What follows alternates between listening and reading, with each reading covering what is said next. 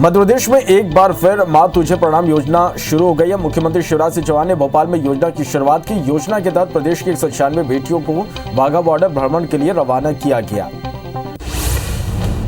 कार्यक्रम को संबोधित करते हुए मुख्यमंत्री ने कहा कि वाघा बॉर्डर जाने वाली बेटियां बॉर्डर की माटी लेकर लौटे, उसी माटी से लोगों का तिलक करेंगे। सीएम शिवराज ने यह भी कहा कि 8 मई को लाडली लक्ष्मी दिवस मनाएंगे, जिसमें पूरे प्रदेश की बेटियां कार्यक्रम में जुड़ेंगी। गांव-गांव की बेटियों से सीधा संवाद होगा।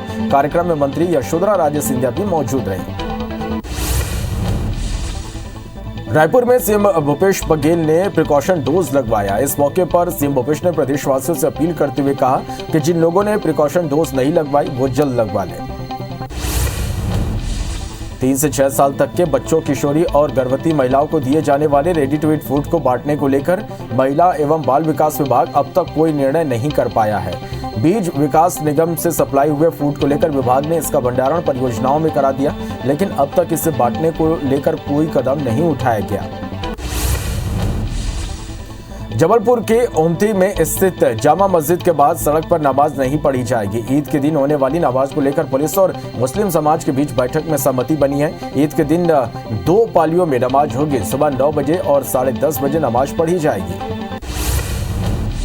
मध्य प्रदेश में विधानसभा चुनाव से पहले कांग्रेस एक्टिव मोड में नजर आ रही है। कांग्रेस महंगाई, बेरोजगारी और भ्रष्टाचार के मुद्दे पर आंदोलन कर सरकार को घेरने की तैयारी में है। यूथ कांग्रेस 10 से 12 मई के बीच प्रदेश व्यापी आंदोलन करेगी। रविवार को पीसीसी चीफ कमलनाथ के नेतृत्व में हुई बैठक में यह रणनीति बनी है।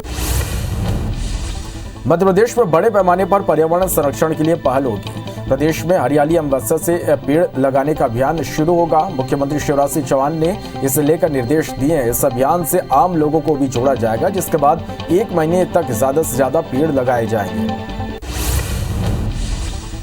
बलरामपुर के सामरी विधायक और संसदीय सचिव चिंतामणि महाराज की तबीयत अचानक खराब हो गई, जिन्हें उनके सुरक्षा कर्मियों ने आनन फानन में कुसमी सीएचसी में भर्ती कराया, जहां उनका इलाज जारी है। डॉक्टरों की स्पेशल टीम उनकी जांच और इलाज में जुटे हैं। मुख्यमंत्री भूपेश बघेल का विधानसभा दौरा 4 मई से शुरू होने वाला है। इसकी शुरुआत बलरामपुर जिले के सामरी से हो रही है। सीएम के दौरे को लेकर तैयारियां जोरों पर है। इस बीच सरगुजा विकास प्राधिकरण के उपाध्यक्ष और रामानुजगंज विधायक बृहस्पति सिंह ने इलाके का निरीक्षण किया और तैयारियों का जायजा लिया। मध्य प्रदेश में निवेश लाने के लिए सीएम शिवराज 10 दिनों की विदेश यात्रा पर रहेंगे। इस दौरान सीएम अमेरिका, ब्रिटेन, जर्मनी और स्विट्जरलैंड के निवेशकों से मिलेंगे। इसे लेकर पूर्व मंत्री पीसी शर्मा ने निशाना साधा। उन्होंने कहा कि इससे पहले भी कई बार विदेश यात्राएं की गई, लेकिन कोई फायदा नहीं हुआ। सीएम भूपेश बघेल ने कर्मचारियों के लिए बड़ा ऐलान किया है। उन्होंने सरकारी कर्मचारियों के महंगाई भत्ते में 5% की बढ़ोतरी की है। इससे कर्मचारियों को अब 22% महंगाई भत्ता मिलेगा। बढ़ी हुई दर 1 मई से ही लागू होगी। एमए छत्तीसगढ़ी के छात्रों ने सीएम भूपेश से प्राथमिक शिक्षा में छत्तीसगढ़ी भाषा को शामिल करने की मांग की है। इसे लेकर एमए छत्तीसगढ़ी छात्र संगठन ने खनिज विकास निगम के अध्यक्ष गिरीश देवांगन को ज्ञापन सौंपा। छात्रों ने रोजगार की उम्मीद और राजभाषा के संरक्षण के लिए यह मांग की है। खरगोन में आज भी 9 घंटे की छूट दी गई। हालांकि सभी धार्मिक स्थलों को बंद रखा जाएगा। सभी संवेदनशील इलाकों में बड़ी संख्या में सुरक्षा बल तैनात है। ड्रोन से नजर रखी जा रही है और सभी इनपुट पर ध्यान रखा जा रहा है। सभी सेवाओं के साथ बैंक और पोस्ट ऑफिस को खोलने की अनुमति मिली है। ईद और अक्षय तृतीया के मौके पर निकलने वाली शोभा यात्रा को ध्यान में रखते हुए खंडवा पुलिस ने शहर के अति संवेदनशील और संवेदनशील इलाकों में दलबल के साथ फ्लैग मार्च निकाला। इस फ्लैग मार्च में पुलिस ने दंगा नियंत्रक वाहन और बड़ी संख्या में पुलिस बल मौजूद था।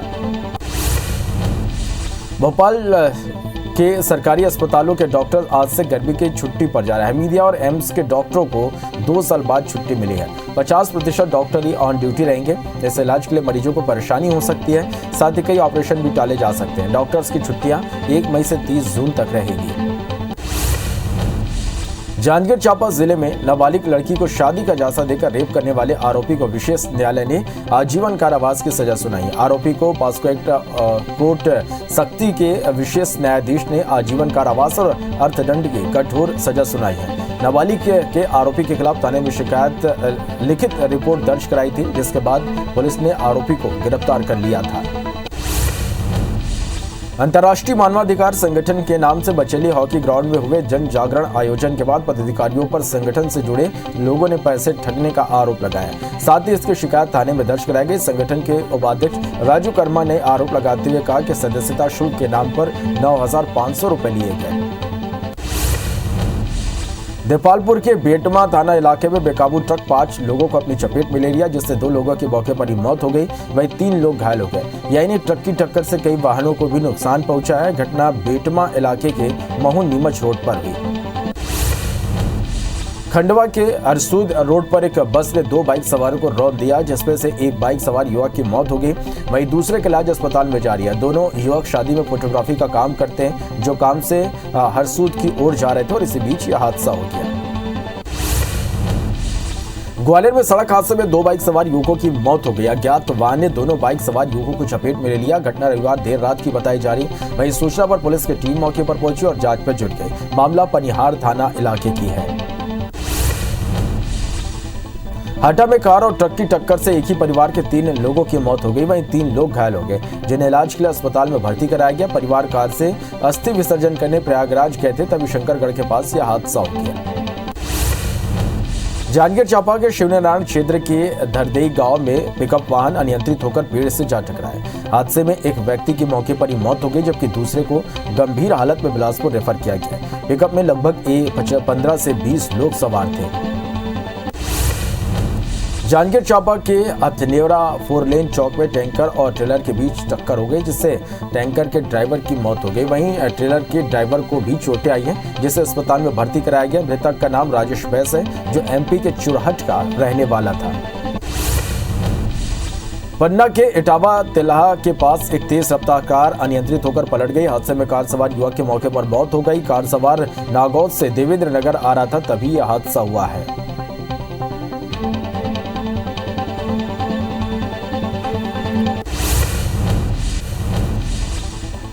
हरियाणा के गुरुग्राम में गोल्फ कोर्स रोड पर स्थित एक शराब के गोदाम में आग लग गई। आग लगने के बाद मौके पर पहुंची फायर ब्रिगेड की टीम ने आग पर काबू पा लिया। हादसे में अभी तक किसी के हताहत होने की खबर सामने नहीं आई। अभी तक आग लगने की वजह का भी पता नहीं चल पाया है। इंदौर के जीपीओ चौराहे स्थित पेट्रोल पंप में अचानक भीषण आग लग गई। बताया जा रहा है कि टैंकर खाली करने के दौरान आग लगी। वहीं घटना के बाद मौके पर पहुंची फायर ब्रिगेड की टीम ने आग पर काबू पाया। आग की वजह से किसी प्रकार की जनहानि की खबर सामने नहीं आई। सतना में शादी वाले घर में आग लग गई। आग लगने की वजह से घर में रखा सारा सामान जलकर खाक हो गया। घटना कोटर थाना क्षेत्र की बताई गई। आग लगने का कारण अब तक स्पष्ट नहीं हो पाया है। खंडवा के पंधाना रोड स्थित फल गोदाम में आग लग गई। आग लगने से गोदाम में रखे फल और अन्य सामान जलकर खाक हो गए। अक्षय तृतीया और ईद के मद्देनजर गोदाम में भारी मात्रा में फल भरे हुए थे। आग से लाखों के नुकसान की बात सामने आई। वहीं आग लगने के कारणों का पता नहीं चल पाया है। जबलपुर के शीला टॉकीज कैंपस में देर रात हथियारबंद हमलावरों ने पड़ोस में रहने वाले गोलू राजपूत के घर में घुसकर हमला कर दिया। हमले में युवक की मौत हो गई, जिसके बाद सभी आरोपी फरार हो गए। वहीं पुलिस ने मामले में 3 लोगों को हिरासत में लिया है और बताया जा रहा है कि आरोपियों ने पहले भी मृतक पर हमला किया था, लेकिन पुलिस ने कोई कार्रवाई नहीं की। कोरबा में नहर में डूबे युवक की लाश मिली है। दरअसल एक कार रेलिंग से टकराकर नहर में गिर गई थी। कार सवार 2 लोगों की जान तो बच गई, लेकिन एक युवक नहर में ही बह गया, जिसकी लाश 30 किलोमीटर दूर सक्ती के पास मिली। मामला उर्गा थाने इलाके के भिलाई खुर्द गांव का है। रीवा के सिविल थाने में एक महिला ने जमकर हंगामा किया। महिला का कहना है कि उनकी पड़ोसी ने उनके साथ मारपीट की है, जिसकी शिकायत लिखवाने वो थाने आई, लेकिन थाने में कोई शिकायत दर्ज नहीं किया गया, जिसके बाद महिला को विवाद करना पड़ा। इधर पुलिस ने महिला की शिकायत सुनने के बाद मामला शांत कराया। अंबिकापुर में पति के साथ शादी समारोह से लौट रही विवाहिता के साथ गैंगरेप का मामला सामने आया। मामले में पुलिस ने 3 आरोपियों को गिरफ्तार कर लिया है, जिसमें 2 नाबालिग हैं। पीड़िता की शिकायत के मुताबिक आरोपियों ने शादी समारोह से लौटते वक्त बीच सड़क में रोक लिया और उसने पति के साथ मारपीट कर उसे बेहोश कर दिया, फिर वारदात को अंजाम दिया। मुरैना के पहाड़गढ़ थाना इलाके में डकैतों को संरक्षण देने पर सरपंच के घर पर कार्रवाई हुई। जिला प्रशासन की टीम ने सरपंच के घर पर बुलडोजर चलाया। सरपंच ने इनामी डकैत कल्ली गुर्जर और गुड्डा गुर्जर को संरक्षण दिया था, जिन्होंने सरकारी जमीन पर कोठी बना रखी थी।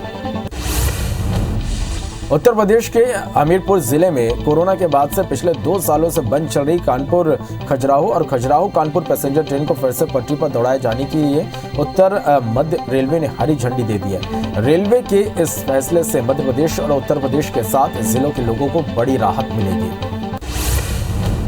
टीकमगढ़ रेलवे स्टेशन पर खजुराहो से टीकमगढ़ के बीच चलने वाली नई पैसेंजर ट्रेन की शुरुआत की गई। इस रूट पर यह पहली ऐसी ट्रेन होगी जो सिर्फ खजुराहो में टीकमगढ़ के बीच चलेगी। केंद्रीय मंत्री वीरेंद्र कुमार और रेलवे विभाग के अधिकारियों ने हरी झंडी दिखाकर ट्रेन को रवाना किया।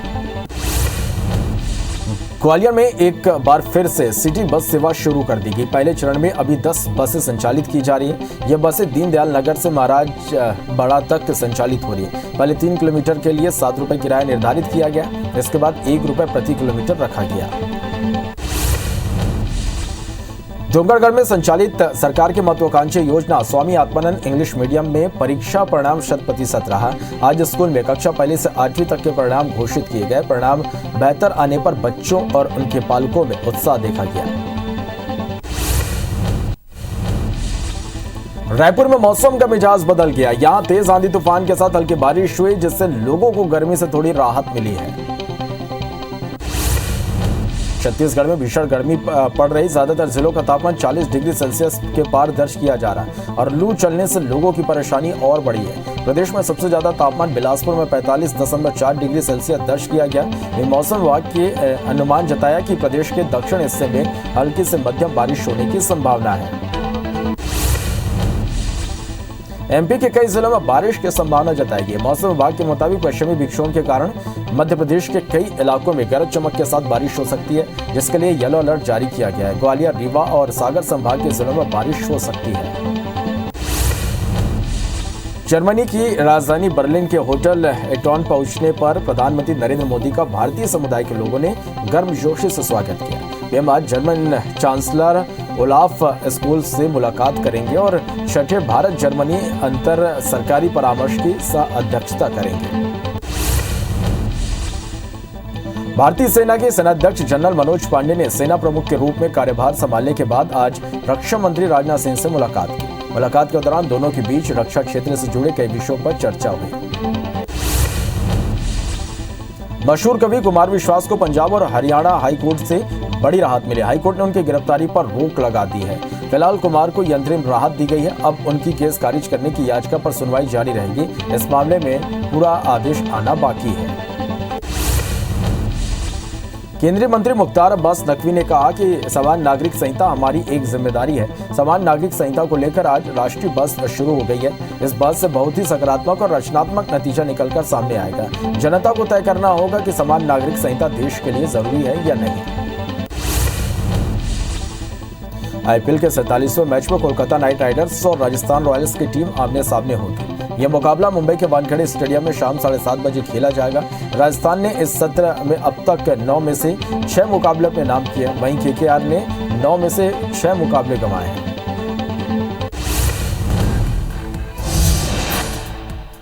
सुप्रीम कोर्ट ने कहा कि किसी भी व्यक्ति को वैक्सीनेशन के लिए बाध्य नहीं किया जा सकता। कोर्ट ने यह भी कहा कि वह संतुष्ट है कि मौजूदा वैक्सीन नीति को अनुचित और स्पष्ट रूप से मनमाना नहीं कहा जा सकता। सुप्रीम कोर्ट का कहना है कि सरकार सिर्फ नीति बना सकती है और जनता की भलाई के लिए कुछ शर्तें लगा सकती है।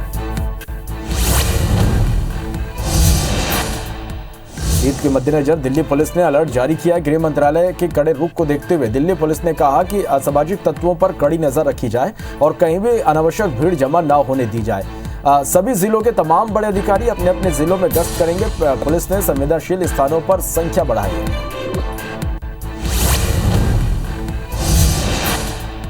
चुनावी रणनीतिकार प्रशांत किशोर एक्टिव पॉलिटिक्स में उतर सकते हैं। बिहार में उन्होंने सक्रिय राजनीति में हाथ आजमाने का संकेत देते हुए घोषणा किया। उन्होंने कहा कि वो लोगों के मुद्दों और जन स्वराज के रास्ते को बेहतर ढंग से समझने के लिए उनके पास जाएंगे।